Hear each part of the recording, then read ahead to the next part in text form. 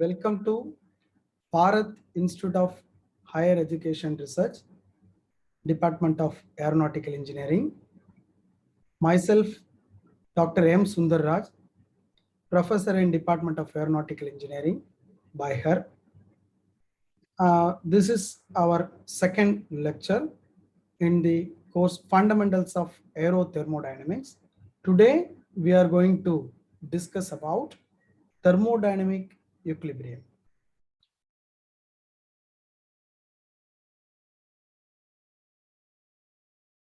So in our last session, we stopped up to the state of the system. So the definition says a state of the system is the condition of the system at any particular moment, which can be identified by the statement of its properties, such as pressure, volume, temperature. So from that statement, we had a new word called as properties. So we discussed about what is the properties and types of properties, extensive and intensive property, a clear definition and examples we discussed in the previous session. And we are moving to the next part of this course. Path of change of state. Today, we are going to discuss about the path of change of state. So state already we defined and its classification we discussed sufficiently. And today we are going to discuss about path of change of state. So when a system passes through the continuous series of thermodynamic equilibrium state, when a system passes through the continuous series of thermodynamic equilibrium state during change of state. Change of state means between starting point to end point, from one state to another state. Then it is known as the path of change of state. And the path is completely specified. It is then known as the path of change of process. So in this, it explains as we considered a system. Already we know what is a system, that is a region or a location where our attention is focused, that we sufficiently discussed. And what is a state we know. And one system is at one particular state. That system wants to change from one state, initial state, to final state. When it travels from one state to another state, one initial state to final state, it will travel through a series of equilibrium state. If it is so, when it is passes through the equilibrium states, okay, if it is clearly defined, the path through which the system is traveling from initial state to final state, that is called as path of change of state. Path of change of state. So here I just represented one small example for you. The first figure, the state 1. So it's a piston cylinder arrangement where some mass of working fluid is contained in the piston. Over the piston, the red color bar, over the piston, we placed a weight of W. So I'm calling it as the state 1. So state 1, its properties, I'm observing its properties as pressure is P1, volume is V1, temperature is T1. So if you look at the figure, at this particular state, the piston is actually, when a weight is placed above the piston, it has to, definitely it will have the tendency to move till the end of the cylinder actually. But since some matter is, some substance is available in between the piston and the bottom of the cylinder, it's kept at one particular position. The piston is kept at one particular position. So it means somebody is holding it. Somebody is preventing it to come down further. So who is that? That is that is what a force is acting. W weight, W is acting towards the downward direction. So if you want to maintain that piston at that height, some other counter action must be there to maintain the piston at that particular height. So who is offering that counter action? From the substance. That's nothing but pressure. What is pressure? We know it is the force per unit area. It's a force per unit area. So say for example, when the state 1, when W amount of load is acting on the piston, the P1 amount of pressure is exerted. It is acting towards upward direction to hold the piston at that location. It means at that state, the piston is not getting any displacement. Literally, piston is at a stationary position like that. Please keep this point in mind. Then I will come to the point of thermodynamic equilibrium. Then again, I'm taking the second figure, state A, I'm calling it as a state A. What is the difference between the state 1 and state A is that, please look at the weight which is kept over the piston.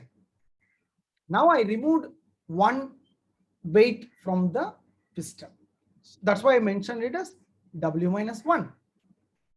So it means the load which is acting from the top to bottom, that's on the piston, now I reduced. So what happened? Previously, the force which is offered from the air is P1. Now what happened? When you remove one load from the top of the piston, now the pressure which is acting from the air will be dominant. It will be more. It will move. So to balance that weight, what happened? This air will move the piston upward direction to maintain pressure constant. So what happened? The volume get increased. So similarly, I'm removing another weight, W minus 2. Further volume is increasing. Then further again, I'm removing another weight, W minus 3. Now the load which is acting on the piston is W minus 3. So for that weight to maintain the piston at one particular location, then again the air will move. I mean the piston will move a little bit upward direction. So all these states, state 1, state A, state B, state 2. My ultimate aim is to actually the system wants to travel from, I want to change the state from state 1 to state 2. Actually, it's my interest. But what happens, this is possible only when it passes through series of intermediate states like A, B, C, etc. So here I'm representing this pressure and volume. I'm observing the pressure and volume of this particular process, and I'm plotting it in the PV diagram: pressure, volume diagram, volume in the horizontal axis, pressure in the vertical axis. So initially volume is less. Please look at the point 1. Volume is less, pressure is higher, because W is the highest load which is acting on the piston. Then I'm reducing, just I removed one load. So pressure decreases. So pressure is decreasing, but volume is increasing. You just see the blue in color, volume increasing. So location A. Then again, I'm removing another load, location B, etc., etc., etc. Finally, it reached the final state 2. So by connecting these intermediate points between the initial state to the final state, this line connecting, that is called as the path of the change of state. When the system changes one state to another state, 1 to 2, it passes through number of series of equilibrium states, thermodynamic equilibrium states. So if the path is clearly defined, completely specified, then it is known as path of the process. Actually, it is the expansion process. It's the example for an expansion process. So here, while discussing about this particular concept, we are getting a new word, something called thermodynamic equilibrium. About that only today we are going to discuss in detail. So what is thermodynamic equilibrium? Then only you can understand the path of change of state completely. Now you can understand what is this path of the change of state. But to achieve state A, what is the basic requirement is the system has to be thermodynamically equilibrium at state 1, state A, state B, state 2, like that. So what is thermodynamic equilibrium? That's what we are going to see now. So thermodynamic equilibrium state, a system is said to be in thermodynamic equilibrium if the system follows the 3 requirements of equilibrium. It should satisfy the 3 equilibrium requirements, then we can say the system is said to be in thermodynamically equilibrium. So what is the first requirement is? First requirement is mechanical equilibrium. Mechanical equilibrium. So the definition, a system is said to be in mechanical equilibrium when there is no unbalanced force acting on any part of the system or the system as a whole. So what do you mean? What do you mean? What is the concept behind this? When you can say a system is in mechanical equilibrium. So let us take the first example. I have a body A, blue in color, you can able to see body A. It is subjected to 2 loads and 2 direction loads acting. Actually, in reality, we may play in if we go to beach or seashore side, we used to play a game called a stuck off, or like by tying a rope, 2 sides family members will be standing and they will be pulling each other. So which side the rope move, they will be winning, something like that. We played some. So such a similar example I have taken here.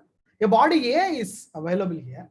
It is subjected to actually totally 6 loads, 3 loads towards the left hand side, 3 loads towards the right hand side. So if you look at the left hand side loads, 10 Newton, 20 Newton and 30 Newton is acting. Means 3 people are pulling this A towards the left hand side with a load of 10 Newton, 20 Newton, 30 Newton. The same A, another side towards the right hand side, another 3 people are pulling it 10 Newton, 15 Newton, 25 Newton. So though 6 people are pulling this load, the resultant force acting on A, we all studied in our previous classes, the resolution of the force, effective load acting on the body. So since it is a collinear force, we can sum up the loads which is acting on the left hand side and right hand side.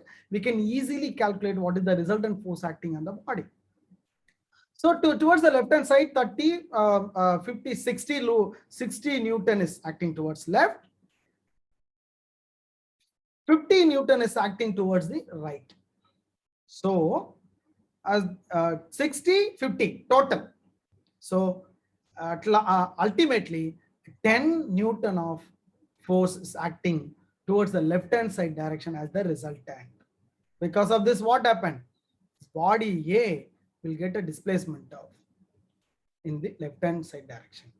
Body A will get displacement towards the left hand side direction, the magnitude of 10 Newton force, the resultant force. Means ultimately the body will get displacement towards left hand side direction. Now body B I am taking now. Similarly 6 loads are acting. Left hand side 3 loads, right hand side 3 loads. 15, 10, 25 Newtons, 10, 15, 25 Newtons. So if you calculate the resultant force on both sides, it is 50 Newton. On both sides, it is 50 Newton. Towards the left hand side and towards the right hand side, it is 50 Newton. Because of this load, what happens? Nothing happened to body B, because these 2 people who is pulling B are equal strength. They are having equal strength. So the body won't get any displacement. But load is acting on the body. But it won't get any displacement. So can we say something like this?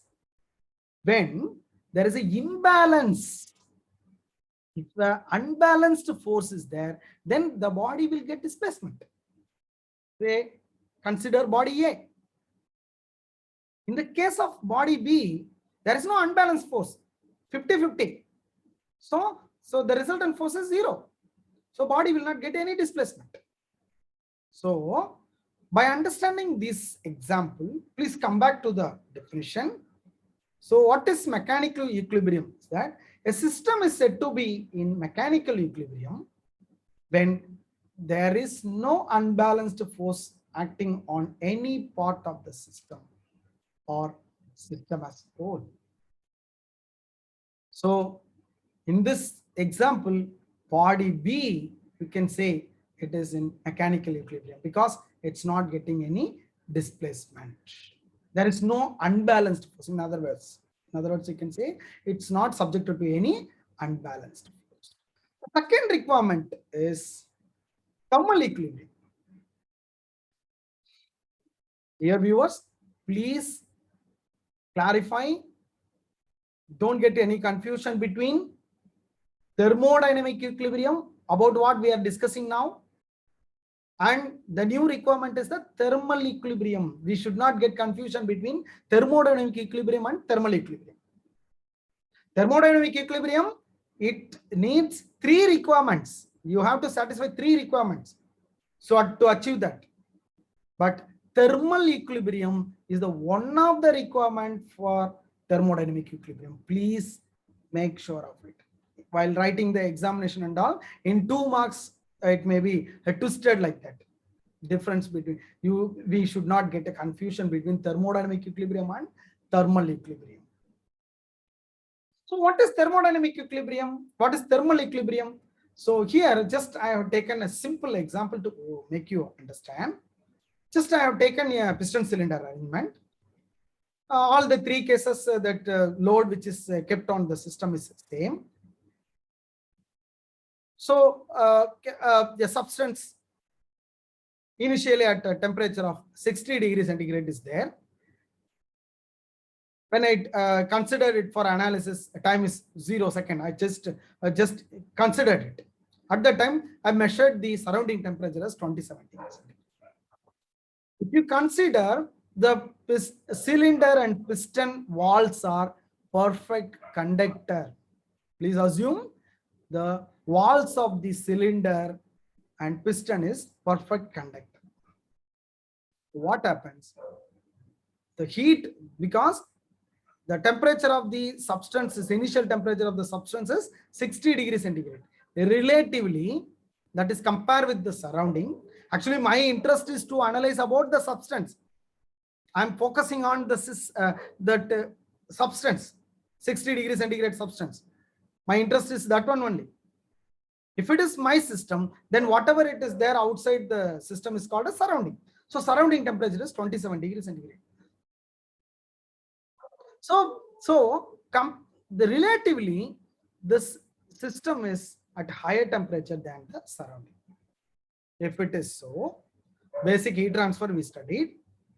If temperature difference, the thermal potential exists, temperature difference is there, we know that the temperature, the heat energy will flow from high temperature side to low temperature side automatically. It will not request any permission or anything. It will flow from always higher temperature side to low temperature side. So here higher temperature side is my substance, the low temperature side is the surrounding. So what happens? Automatically transfer of heat energy occurs. So when this flow of heat occurs, between the system and surrounding, I cannot say that system is in thermal equilibrium. There should not be any flow of heat energy from the system to surrounding or surrounding to the system. If it satisfies that condition, then you can say that system is in thermally equilibrium. So here at T is equal to 0, Initially, substance temperature is 60 degree, surrounding temperature is 27 degrees centigrade. So definitely heat flow will be there. So just I'm keep on observing it. After 30 minutes of time, just I'm observing the temperature of the substance. Because of the flow of heat energy from the high temperature side to low temperature side, from substance to the surrounding, its temperature got reduced from 60 degrees centigrade to 40 degrees centigrade. It means what? Temperature decreases means what? Flow of heat energy occurred. Why? Because what is temperature? Temperature is the measure of intensity of heat. Temperature is the measure of intensity of heat. So that the reduction in temperature occurs because of the transfer of heat energy from the system to surrounding. It happened. We can indirectly understand after 30 seconds. Then still I'm waiting for the what happens to the system. After 45 minutes, just an example only I've taken. Please don't claim for this one. So at 45, say for example, at 45 minutes of time, I observed that the system came to the temperature of 27 degrees centigrade. Now, previously what happened? When thermal potential exists, that is temperature difference exists between the system and surrounding, automatically flow of heat energy will occur from the high temperature side to the low temperature side. But once the system and surrounding reaches the same temperature, thereafter there is no flow of heat energy. Then at that time you can call it, you can say the system is thermally equilibrium. Thermally equilibrium. Now please come back to the definition.